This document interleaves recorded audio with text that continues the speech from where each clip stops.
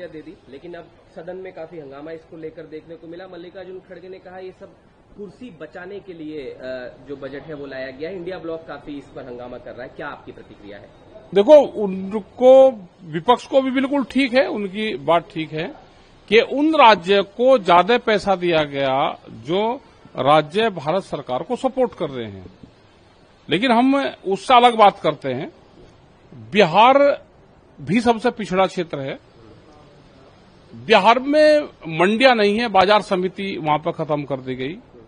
वहां की भौगोलिक स्थिति इस तरह की है कि वहां पे सबसे ज्यादा बाढ़ आती है, वहां सबसे ज्यादा नदियों के ऊपर, पुलों के ऊपर काम होने हैं, सड़कों के ऊपर काम वहां पर होने हैं। तो बिहार में वो लगा तो उसकी मॉनिटरिंग होनी चाहिए कि लग कैसे रहा, क्योंकि वहां की प्रथा है, जो ठेकेदार वहां पे काम करता है उसको जो गुंडा तत्व है वहां का, वो उसको पैसे लेता है। वहां ब्यूरोक्रेट्स, क्योंकि सबसे ज्यादा नुकसान हुआ, पुल सबसे ज्यादा गिरे हैं, तो वे क्यों गिरे? तो माल ठीक नहीं लगा। क्या ठेकेदारों की कमी रही, किसकी रही? तो उस पैसे की मॉनिटरिंग हो और बिहार को एक बढ़िया स्टेट बनाया जाए। बिहार के लोग लेबरिंग के लिए बाहर ना जाएं, तो अगर पैसा चला गया वापसी आएगा ही नहीं। लेकिन जो विपक्ष है उसका अपनी तरीके से कहना है, हमारा यह है कि जो चला गया वहां पे लगे। और भारत सरकार जो पक्षपात कर रही है कि दूसरे स्टेट को पैसा नहीं दे रही, भारत सरकार को देना चाहिए पैसा। निर्मला सीतारमण ने जवाब दिया, उन्होंने कहा पक्ष को गुमराह करने की कोशिश कर रहा है। हर बार ऐसा नहीं होता कि हर बजट में और हर राज्य का जो नाम है वो लिया जाए। एक उदाहरण भी उन्होंने दिया, कहा कि कोई नजरअंदाज नहीं किया गया है। तो क्या ऐसे, वो तो सत्ता वाले तो कहेंगे भाई, वो तो वो कहेगी ना जो वहां की सरकार कहेगी, जो लिख के दिया है उनको वही बयान देने हैं। एक पॉलिटिकल बयान होता है, लेकिन नजरअंदाज पूरे देश को किया गया है। लेकिन ओवरऑल आप बजट में अगर हम बात करें तो आपको क्या लगता है क्या मिला और क्या नहीं मिला? क्योंकि देखिए, सरकार तो कह रही है कि 1 करोड़ किसानों को सहायता वाली बात, या कुछ फसलों पर मुख्य रूप से कई चीजें की जाएंगी। क्या जो नई फसलें लेकर आएंगे उनके नए ट्रायल होंगे, क्या उसका डाटा सार्वजनिक करेंगे? वे नए सीड लेकर आएंगे तो जो मल्टीनेशनल कंपनी है उनके सीड लेके आएंगे, उन्हीं को नए फील्ड ट्रायल देंगे, अपनी जमीन देंगे, यहां पर वे ट्रायल करेंगे। क्या नए जो ट्रायल होंगे वो जो भारत के लोग हैं, भारत के हमारे साइंटिस्ट हैं, क्या रिसर्च में वे सहयोगी रहेंगे? इन्होंने कहा कि प्राइवेट रिसर्च को भी हम स्थान देंगे, ये उन्होंने बात करी। तो हमको आशंका है कि जीएम सीड को ज्यादा ये प्रमोट कर सकते हैं।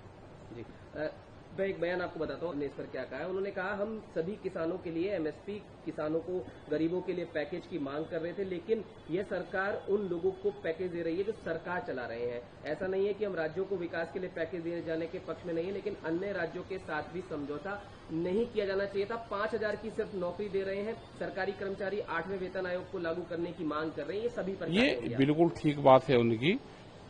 दूध के रेट 1 साल में 20 रुपए कम हुए, और दूध का उत्पादन करने वाली वे महिलाएं, वे माताएं बहनें हैं जो भूमिहीन हैं, जिनके पास में जमीन नहीं है, वे कैसे पशुओं को चारा खिलाती हैं, किन परिस्थितियों में आती हैं, क्या उसमें कुछ मिलेगा?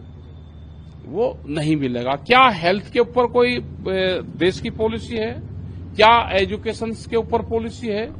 जिस तरह से ये इलेक्शन को कहते हैं कि 1 नेशन 1 इलेक्शन, तो हमने कहा कि 1 नेशन 1 एजुकेशन 1 हेल्थ, तो इस पॉलिसी पे भी देश में काम होना चाहिए। जो गरीब आदमी है, अभी भी फोन आए आज, किसी के हाथ टूट गई, हड्डी टूट गई, उस पे कार्ड नहीं है तो उसका इलाज नहीं होगा देश में। अगर भारत का रहने वाले लोग हैं, वे गरीब हैं, उनका आयुष्मान कार्ड नहीं बना तो क्या देश में उसका इलाज नहीं होगा? ये अगर गांव में ग्राउंड रिपोर्ट देखोगे तो किसान की, गांव की, मजदूर की हालत बहुत खराब स्थिति है। बस मुझे लास्ट प्रतिक्रिया इस पर जरूर, एमएसपी का क्योंकि मुद्दा था, हमने तो गाजीपुर से लेकर तमाम जगहों पर देखा, वो अभी की स्थिति क्या है और बजट में आप क्या एक्सपेक्ट कर रहे थे और क्या वो उसको लेकर चीजें हुई? उसमें कानून बनेगा। बजट में होता है कि हम पूरे देश की फसलों की खरीद करेंगे, तो बजट में आता। पूरे देश की फसलों की खरीद एमएसपी पे हो नहीं सकती, तो इसको एमएसपी गारंटी कानून बना दें, उसमें 1 रुपया इनका नहीं लगेगा। लेकिन ये सरकार बड़े उद्योगपति की सरकार है, उनको नुकसान ना हो फसलें खरीदने में, तो इसलिए गारंटी कानून नहीं बनाएंगे। उससे स्पष्ट होता है ये कर्जा देंगे, ये पशु के ऊपर कर्जा दे रहे हैं, ये घर की जो और इक्विपमेंट है उस पर कर्जा दे रहे हैं, ये घर पे कर्जा दे रहे हैं, ये जमीन पे कर्जा दे रहे हैं। किसानों को, गांव को, गरीब को, मजदूर को कर्जदार बना के उनकी सब जमीन हड़पना चाहते हैं, उनको अपना नौकर बनाना चाहते हैं, और देश गरीब हो, देश कर्जे में जाए, ये इनकी पॉलिसी है। इस देश को फिर आंदोलन के लिए खड़ा होना पड़ेगा।